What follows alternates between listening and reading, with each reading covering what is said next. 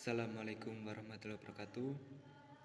Perkenalkan, nama saya Muhammad Hisam, mahasiswa Ilmu Hadis Fakultas Usuluddin semester 4. Di sini saya akan mempresentasikan makalah tentang hadis menimbun barang untuk memenuhi tugas mata kuliah Ilmu Ma'anil Hadis.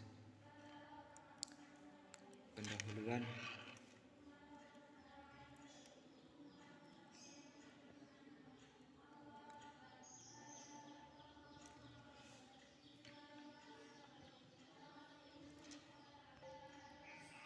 beberapa literatur terdapat sejumlah teks hadis Nabi yang berbicara tentang menimbun barang.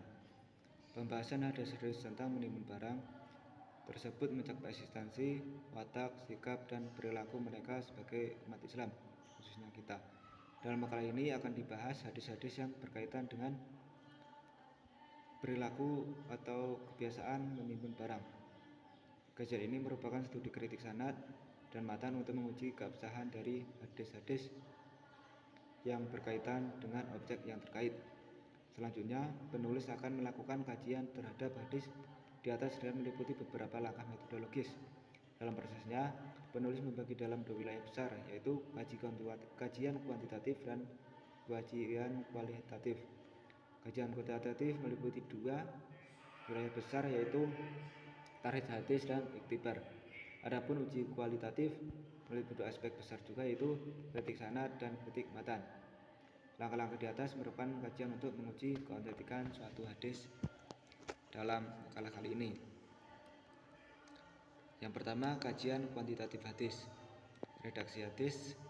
Hadis yang menjadi kajian dalam makalah ini yaitu hadis Musnad Ad-Darimi yang berbunyi Hadasana Ahmad bin Khalid, Hadasana Muhammad bin Ishaq, an Muhammad bin Ibrahim, an Sa'id bin Su'aib, an Mahrib, an Mahmar bin Abdullah bin Nafi bin Nadlah Madawi qala sami'tu Rasulullah sallallahu alaihi wasallam yaqulu la yahtaqiru illa khati amarataini,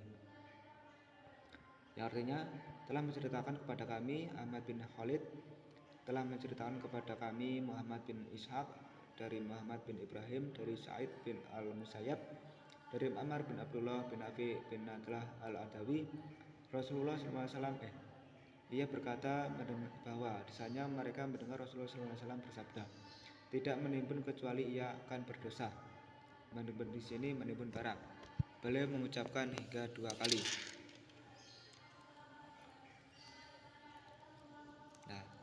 Tarikh hadis. Tarikh hadis merupakan langkah awal untuk meneliti sebuah hadis.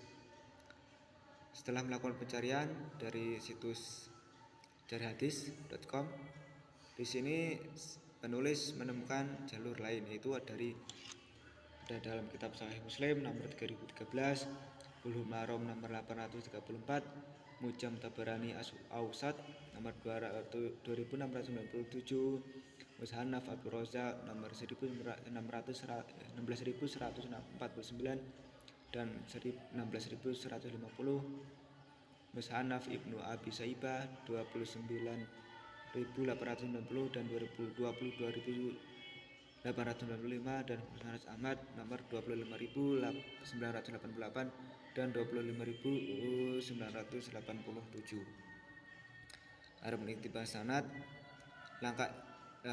iktibar sanad itu langkah selanjutnya setelah dilakukannya tahris hadis. Nah, di sini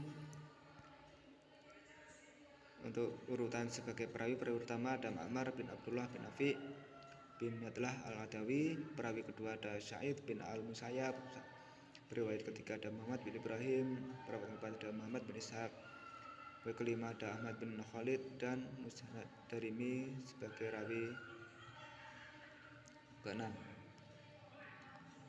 Urutan sebagai sanad, ada sanad kelima ada Ma'mar bin Abdullah bin Nafi bin Nadlah al-Adawi, Sa'id bin al-Musayyab sebagai sanad keempat, Muhammad bin Ibrahim sanad ketiga, Muhammad bin Ishaq sanad kedua, Ahmad bin Khalid sanad pertama dan Musnad Darimi sebagai muharris al-hadis.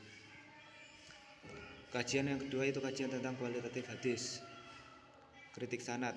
Dalam kajian kritik sanad ini penulis mengacu kepada kaidah yang dipaparkan oleh Ibnu Salah untuk uji kesahihan sanad hadis, yaitu seluruh periwayat dalam hadis tersebut harus bersifat adil dan dhabit. Sanad yang bersangkutan mutasil dan muharris sampai kepada Nabi Sallallahu Alaihi Wasallam. Sanad hadis tersebut terhindar dari syadz dan ilat. Pada kajian ini penulis akan meneliti kualitas periwayat, analisis ketersambungan sanad, dan meneliti kemungkinan ada syadz dan ilat. Pada kajian ini penulis akan meneliti kualitas periwayat, analisis ketersambungan sanad, meneliti kemungkinan adanya syadz dan ilat. Adapun kesimpulan dari tadi yaitu kajian terhadap sanad hadis di atas. Hadis tentang menimbun barang yang diriwayatkan oleh Ad-Darimi ini tidak didukung oleh semua riwayat mempunyai kredibilitas yang baik. Namun dalam jalur periwayatan yang lain, yaitu hadis dari jalur Ad-Darimi dan lain sebagainya seperti dari Muslim dan lain sebagainya, yang dijelaskan di depan, kredibilitas periwayat dalam jalur ini dapat dipertanggungjawabkan, sehingga hal ini mendukung jalur periwayatan dari Ad-Darimi. Dengan demikian, penulis menyimpulkan bahwa hadis riwayat Ad-Darimi tentang larangan menimbun barang itu hasan li ghairihi. Dalam kritik matan, telah melakukan kajian terhadap sanad hadis, kritik eksternal maka di langkah selanjutnya adalah melakukan kritik matan. Dalam kritik matan ini, para ulama berbeda pendapat mengenai tolak ukur kritik matan. Dalam kritik matan hadis riwayat Ad-Darimi ini, penulis mengacu pada tolak ukur yang dikemukakan oleh Salahuddin Al-Adabi, yaitu susunan pernyataan menunjukkan ciri-ciri sabda kenabian, tidak bertentangan dengan petunjuk Al-Quran, tidak bertentangan dengan hadis dan sirah nabawi, tidak bertentangan dengan al-qisah, indera fakta dan sejarah. Sekian dan terima kasih.